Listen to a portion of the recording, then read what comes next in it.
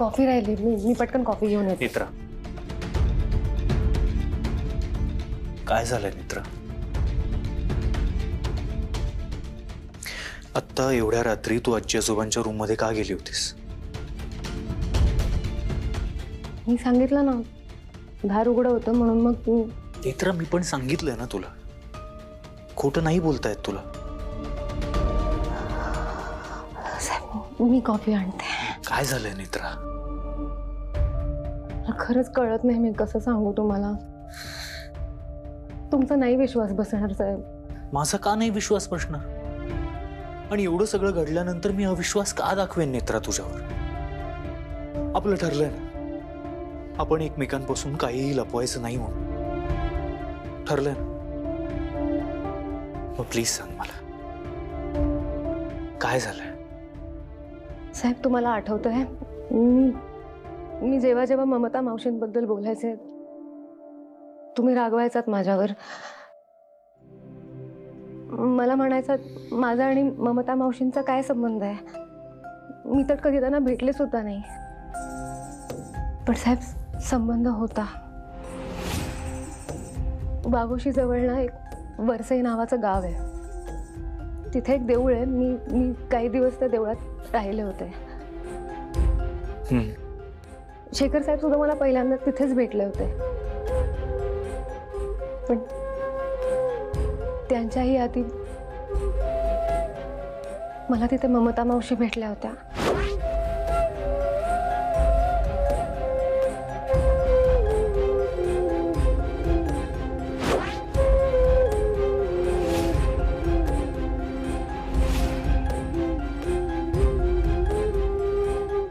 तुम्ही मला विचारायचं ना, जेव्हा तुमचा अपघात झाला तेव्हा मी तिथे कशी पोहोचले, मी कसा तुमचा जीव वाचवला. मला ममता मावशी म्हणाल्या होत्या की तूच फक्त मला मदत करू शकतेस, त्याला वाचव, त्याच्या जीवाला धोका आहे, वाचवशील ना त्याला. त्या माझ्याकडे मदतीसाठी आल्या होत्या, पण मला तेव्हा त्यांच्याबद्दल काहीच माहित नव्हतं. मी जेव्हा या घरात पहिल्यांदा आले ना, तेव्हा मला कळलं की ममता मावशी या जगात नाही आहेत.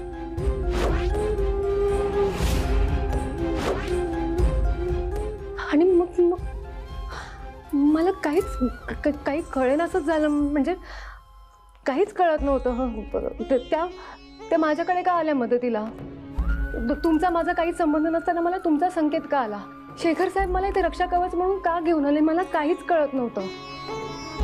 पण साहेब, त्या दिवसानंतर मला ममता मावशी या घरात अनेकदा दिसल्या आहेत. आम्ही बोललोय एकमेकांशी. जेव्हा हे घर सोडून जात होते ना, तेव्हा ममता मावशीने थांबवलं मला. त्या मला म्हणाल्या की नेत्रा, तू हे घर सोडून आत्ता गेलीस तरी तुला फिरून ह्याच घरात यायचंय. तुझं आणि या घराचं नातं आहे. नदीने आपला प्रवाह कितीही बदलला, नदी कुठल्याही मार्गाने गेली तरी शेवटी समुद्राशीच एकरूप होते, समुद्रातच विसावते. नदी आणि समुद्र एकमेकांपासून कधीच वेगळे होऊ शकत नाहीत. तुझं आणि या घराचं नातं नदी आणि समुद्रासारखं आहे.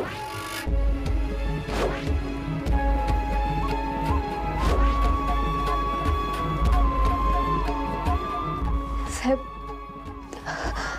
तुम्हाला आठवतं लग्नानंतर आपण ममता मावशींना नमस्कार करायला गेलो होतो आणि मी तुम्हाला म्हणाले की वाकून नमस्कार करूया.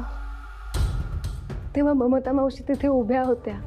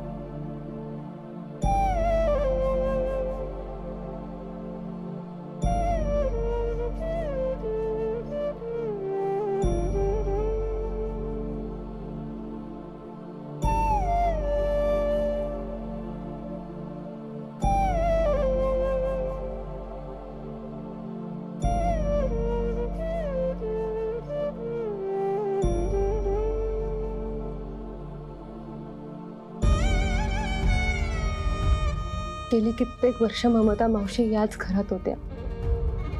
तुमच्यात जीव अडकला होता त्यांचा. आणि मग आपलं लग्न झालं, तुमचा मृत्यूयोग टळला आणि त्यांना मुक्ती मिळाली. पण म्हणजे आता आई नाही,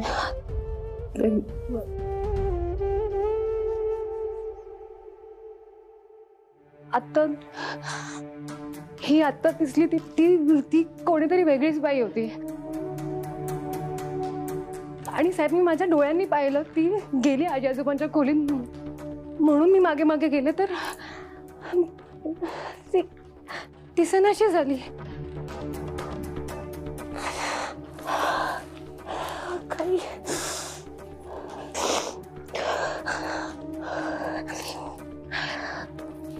ती बाई होती कोण? तू पाहिलंच नाही तिला? मला नाही माहित ती कोण होती.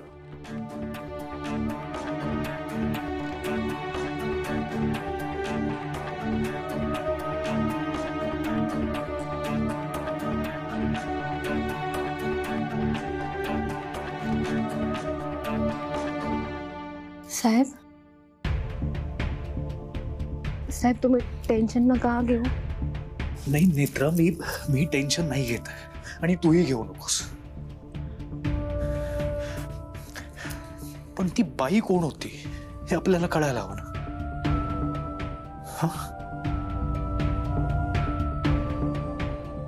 मी आहे तुझ्यासोबत आणि तू माझ्यासोबत आहेस. हे जे काही रहस्य आहे ना नेत्रा, ते आपण दोघं मिळून सॉल्व्ह करू.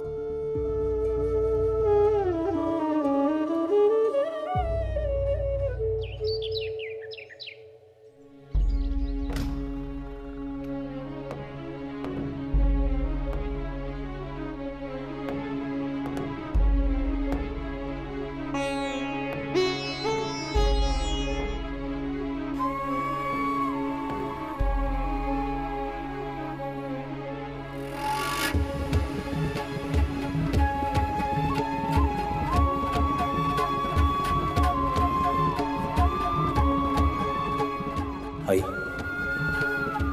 काही होऊ देणार नाही मी नेत्राला.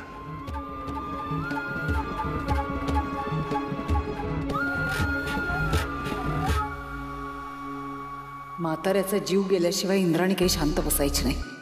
पण कसं मारू म्हाताऱ्याला? बंटी हाताशी असता तर त्याची मदत तरी झाली असती. पण आता ही नेत्रा घरात असताना म्हाताऱ्याला मारणं म्हणजे फारच कठीण जाणार आहे.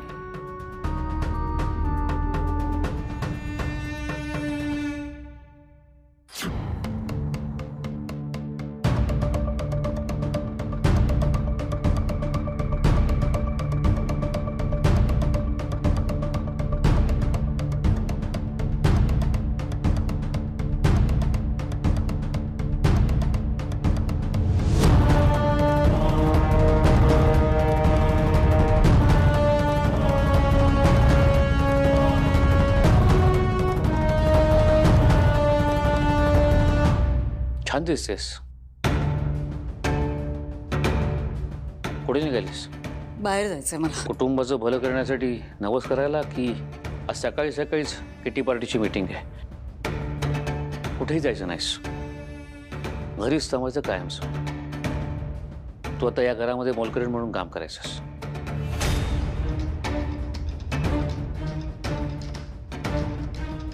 शेखर, चिडू नकोस.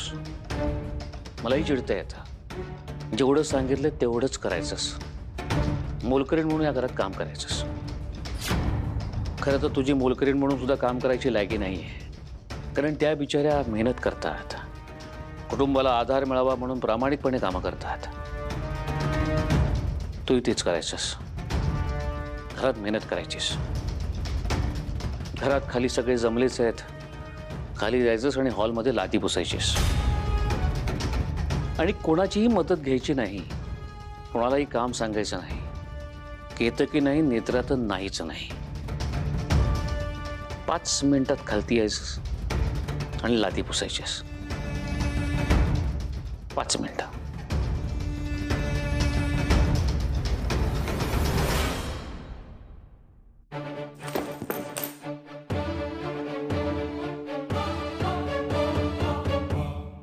सुनबाई किती वेळ?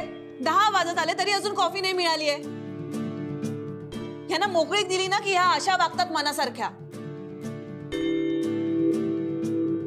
काय बोलते मी? काय हसायला काय झालं? सॉरी सॉरी काकू. इतका वेळ लागतो? हा नाही तुम्ही बिस्किट घ्या ना. सॉरी. सॉरी काय सॉरी? आणि घरात 2-2 सून आहे तरी इतका वेळ लागतो? हा नवरे तात्कळत बसलेत तुमचे. आणि तेजस, एक गोष्ट नीट लक्षात ठेवा. कामचुकारपणा केलात ना तर ही खाष्ट सासू तुम्हाला हिसका दाखवेल. कळलं? जा काम कर. Sorry sorry. आणि तू ग काय ग? मी तुला काम करायला सांगितलं होतं नाही ना? मग तू का करते? चल तिकडे बस. कशाला काम करतेस?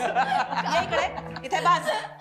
काय चाललंय काय? अरे काही नाही, केतकी काकू ना कष्ट सासू होवानी ऍक्टिंग करते. काय कष्ट? काष्ट असतं फाल्गुनी.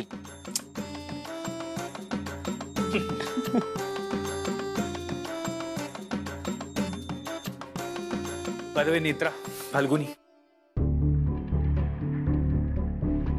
तुमची ही सासू कितीही खाष्ट असली ना तरी तुमची मुख्य सासू खूप प्रेमळ आहे. हो नाही काकू? हळू हळू हळू हळू जरा हळू. काय झालं? पाणी देऊ? नाही.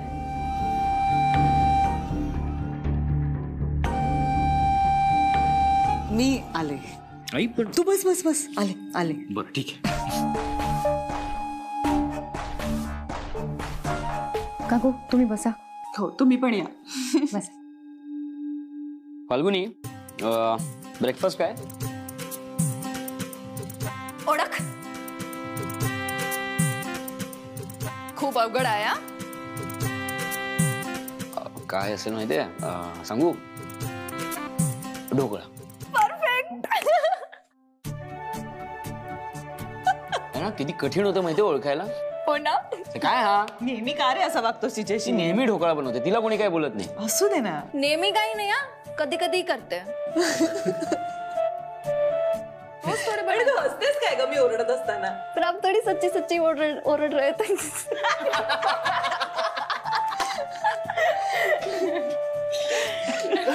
कठीण आहे. या कष्ट सासू कॉफी. आणि मला सांगा कशी बनली? तू केलीस ना, छानच असणार.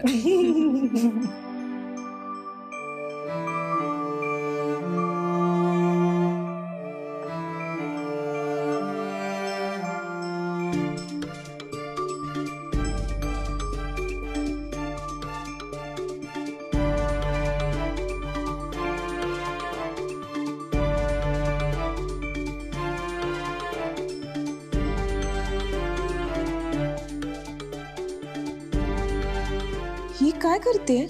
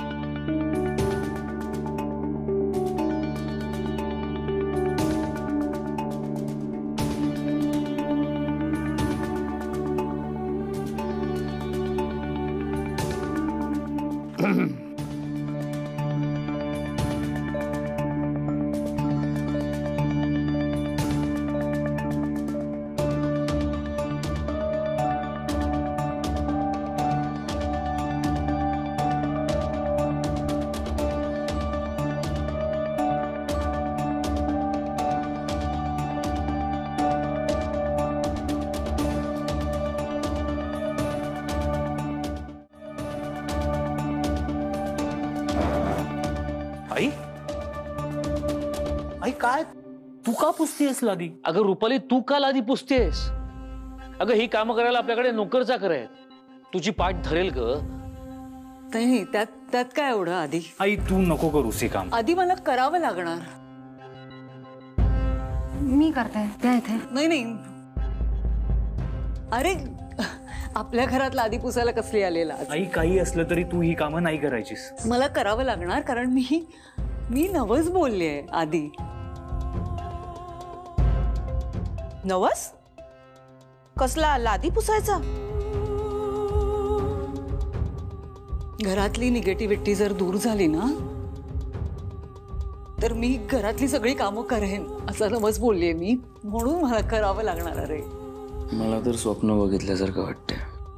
अरे बापरे, म्हणजे हे फक्त आजच्या दिवसापुरतं नाहीये, तू तर पुढचे काही दिवस हेच काम करणार आहेस? हो. आई काय प्रकार आहे हा? हा असला नवस कोण बोलतं?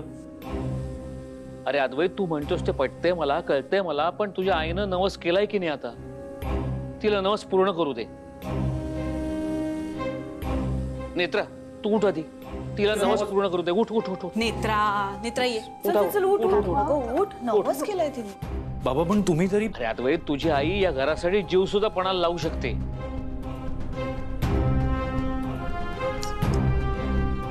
हो ना रुपाली? हो हो. आधी तुला आठवतं का म्हणजे तुमच्या लग्नाच्या वेळेला किती अडचणी होत्या, किती प्रॉब्लेम्स आले होते, पण आता ते सगळे दूर झालेत. मग मला नवस पूर्ण करावा लागेल ना. मी पुसते आधी. चोखे तुझा. ठीक आहे, होऊ दे तुझ्या मनासारखं. बाबा तुम्ही जरा बाहेर या, मला बोलायचंय तुमच्याशी. हा चल चल फाल्गुनी, मला ढोकळा दे. पण सासूमा, नाही, नवस आहे, करावं लागणार ते. नवस म्हणजे? मी सांगतो तुला, मला ढोकळा दे, भूक लागली. चल चल, देवाचं असतं ते, करावं लागतं. चल. रुपाली बहिणी, ते बघ तो कोपरा, तो कोपरा आणि माझी बेडरूम जरा नीट पुसून घे. हा काकू, काही हरकत नाही. बाईसाहेब राहू द्या. नेत्रा अगं काय करतेस? तिने नवस बोललीये आणि तो फेडायचाय तिला. करू दे, तुमच्यासाठी नवस केलाय की नाही, हो की नाही? मग चल, उगा जगत ज्यांनी बनू नकोस. चल.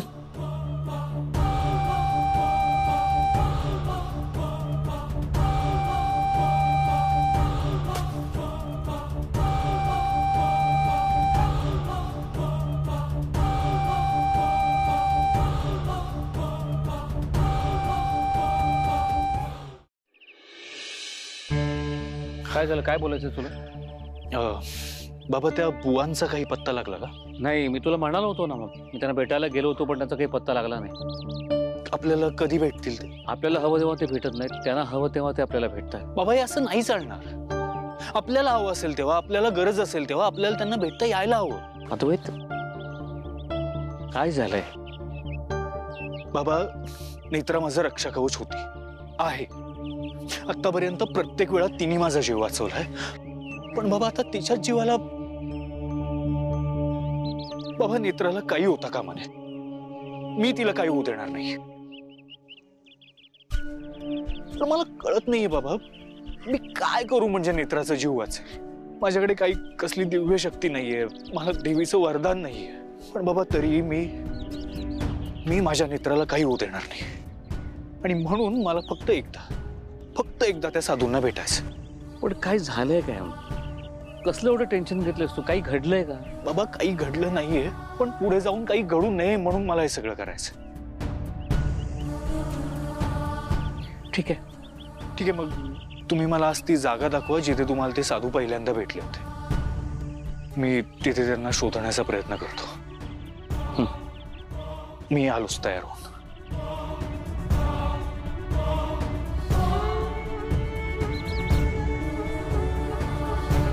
अद्वैत, मला पूर्ण विश्वास आहे आपल्या नेत्राला काही होणार नाही. तूच म्हणाला होतास ना, प्रेमात खूप ताकद असते. हीच ताकद, हीच तुझी तळमळ तुमच्यातलं प्रेम वाढवेल, तुमचा संसार फुलवेल.